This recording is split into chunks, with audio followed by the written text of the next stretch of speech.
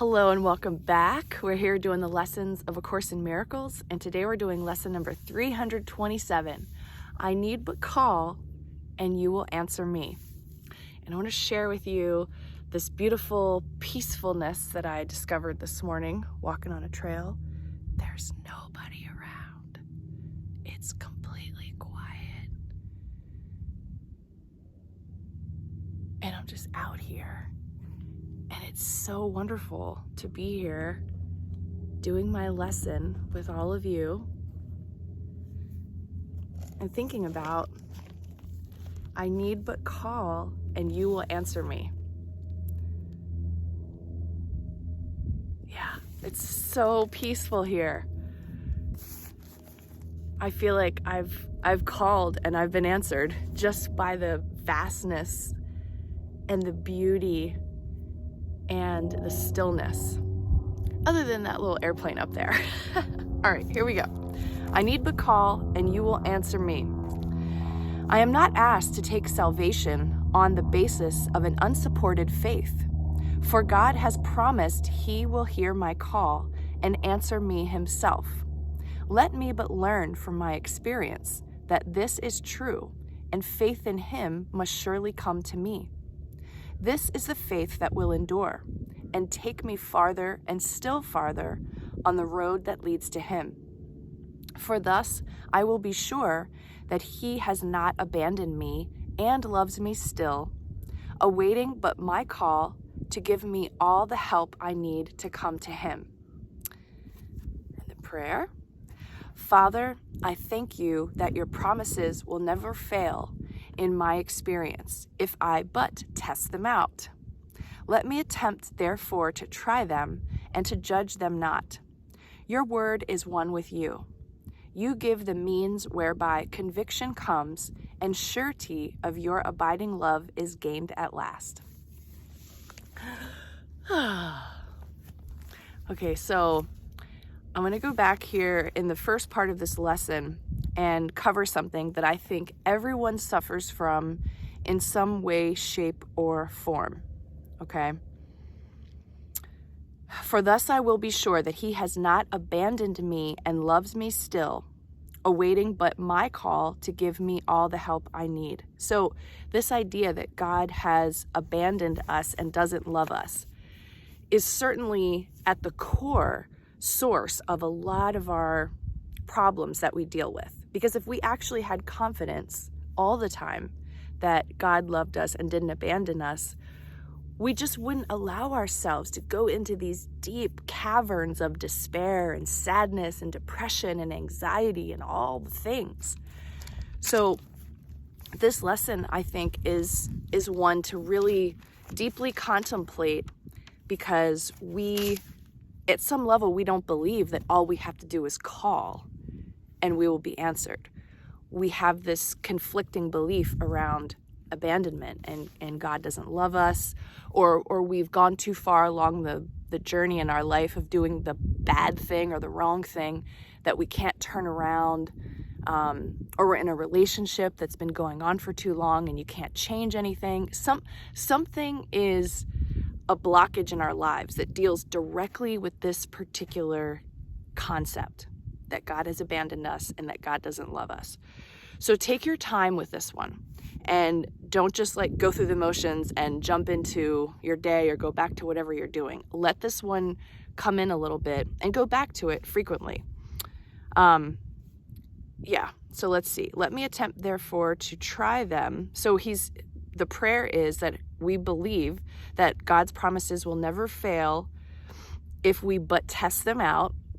So that's taking that step forward in faith. Even if we know that somewhere in our consciousness we believe in this idea that we've been abandoned by God and God doesn't love us, we still are going to together clutch onto this book and step forward into faith that if we just test out this idea that we just have to call God and He will answer us, just test it out, that something's going to shift. So this is a really personal, deep one. This isn't one that says, go into your mind and, what do you think about other people and judgment and kind of the normal Jesus pep talk.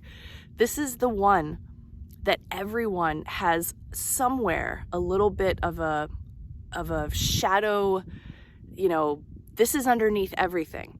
And this is really about your direct personal relationship with God. Do you have faith that if you came out to this quiet, vast, still place and you asked for God, that he would hear you and he would focus on you?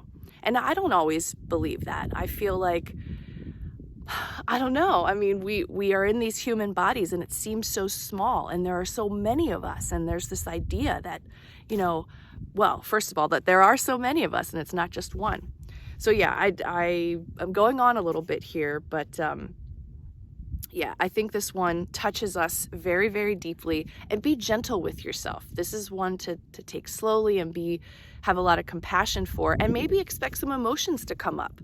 I mean, even walking out here this morning, I felt some emotions, and I hadn't even read the lesson yet. So it's like I was being prepared to have my heart opened by this lesson. So you give the means whereby conviction comes. We have conviction to believe in this and keep our practices.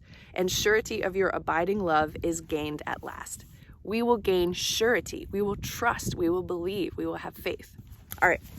Let's see what a year of forgiveness has to say about lesson number 327. I need but call, and you will answer me. You are blessed beings indeed. I am that one you know as Jesus. As you have heard us mention before, free will is the rule for your 3D Earth experience. You must ask for help to get help. Spirit is not allowed to intervene in your creative process unless invited to. Even on a daily basis, it is good to reaffirm that you would like our help, my help, and God's help. We on the other side of the veil are in God's service to you. We will bring at your request all the experiences you need to develop faith in life, love, and God required for your graduation ceremony from this place. It comes in the form of people, places, things, experiences, opportunities, synchronicities, dreams, ideas, imagination, and inspiration. Ooh, that's a lot. It does not necessarily come in the form of a voice ringing in your ears, or as I like to say, a text message from Jesus, and telling you what to do. Your free will must play out at each level of your decision-making process. You must constantly choose over and over again that you want to wake up. You can take back your free will at any point, and this is what the ego will counsel you to do. It will say, this is just a coincidence. Don't pay any attention to it. That meeting with that person was nothing special. Things like that happen all the time. That is the voice of the ego mind.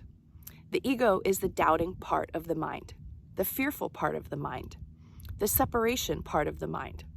Because it has a separation-focused quality, it will connect the dots. It will not connect the synchronicities.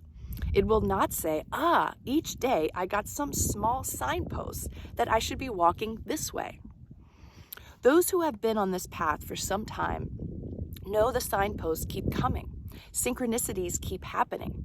Random meetings keep happening. And you keep getting what you need to take on the path to your awakening.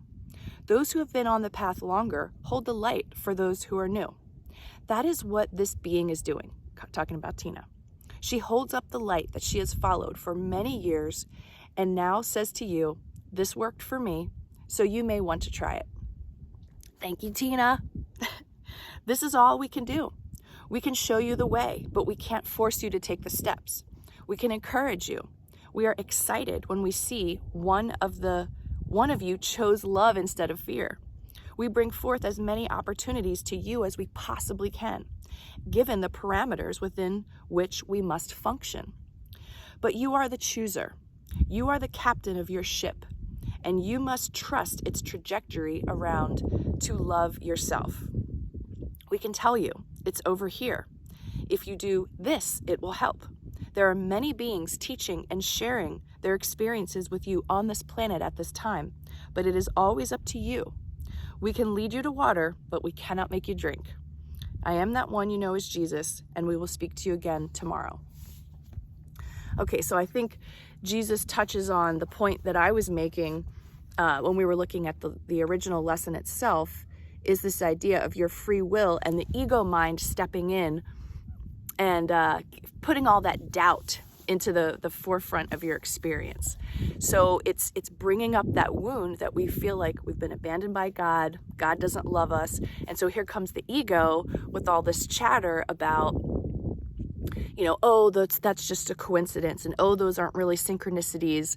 It just kind of talks you down back into the material world, back into the mass media and all the ways that we've been fooled and tricked, that we've tricked ourselves, of course, but it's just a reminder that there is more than one part of your mind.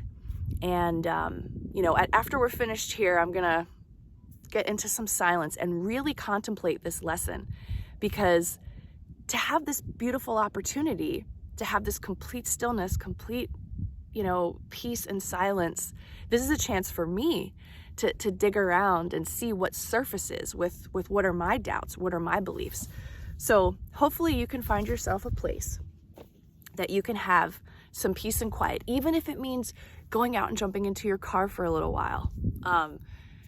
Go into this place. Ask yourself deeply, do you believe that you've been abandoned by God and that God doesn't love you? What comes up from your ego? And can you say to that in a gentle and kind way, thank you for showing me what's out there. I'm now going to step into faith. I'm going to take the courage, have the conviction to step into this idea that I am still a perfectly loved child of God. I am still very much connected through this invisible umbilical cord to the creator of all things. And I don't have to know it every second of the day, but it's there. And that's where we can really start to retrain our minds and retrain our brains to allow the ego to have its chatter and just kind of turn away. So see if that helps you out today. Get quiet with this one. This isn't about anything else but you and your relationship with God. Mwah! Much love to you. Have a great day. I'll see you soon.